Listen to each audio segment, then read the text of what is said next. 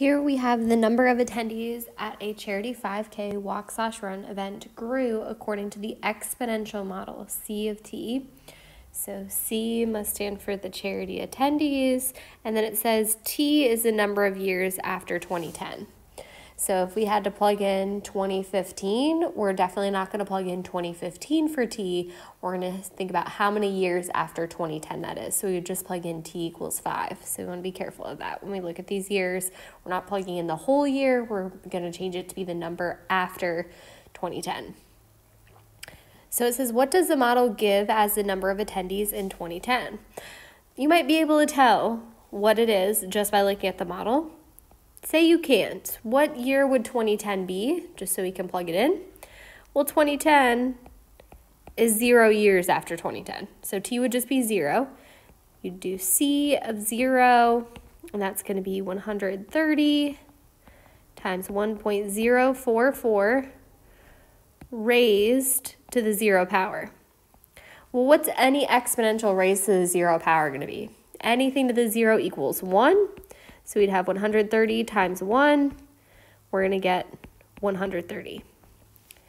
Can you plug into the function? Yes. Do you have to for this? No, because the initial year is 2010, and we know that this C stands for the initial value, and then this is A, our growth factor, raised to the T. So you could have told just from looking at the function that C was going to be 130 attendees. But if you can't tell by looking at the function, that doesn't mean give up.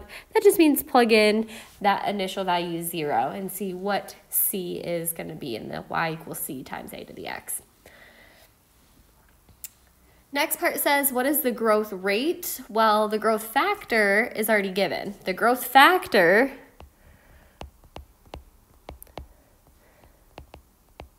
is that A equals the 1.044. And we want to change that to the growth rate, which means writing this as a percent. By what percent is it increasing?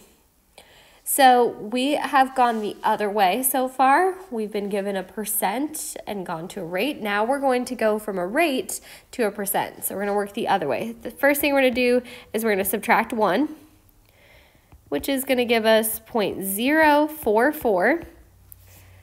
So there's the decimal. The reason why the 1 was there is because we were growing. So we want to take 100% plus that 0.044 more.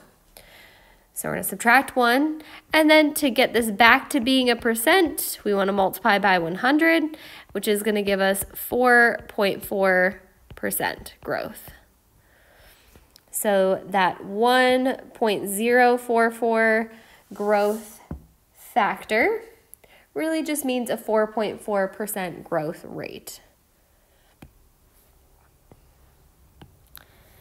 The last part says, what does this model predict for the number of attendees in 2025? So we're given a year, and we want to figure out how many people are going to be in attendance. So we're going to plug in T equals what for 2025? Well, how many years after 2010 is 2025? You can subtract the 2 if you don't know automatically that it's 15 years later.